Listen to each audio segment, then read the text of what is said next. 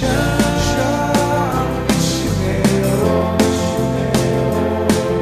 Siya ang tunay na kawal ni Kristo, at makikita sa Kanya ang kagalakan na maibalita ang Ebanghelyo sa buong sanlibutan.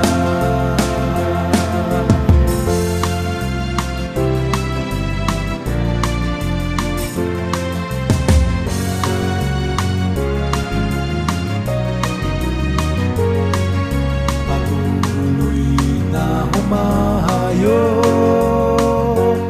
sa lahat ng panig ng mundo, pinakikilala si Jesucristo bilang tagapagligtas ng tao. At kung ikaw ay Kanyang lapitan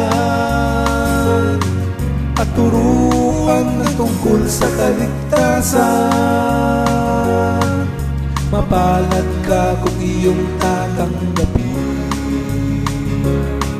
Kaligtasan ay iyong kakamtin. Siya ang misyonero. Siya ang tunay na kawal ni Kristo, at makikita sa Kanya ang kagalakan na maibalita ang Ebanghelyo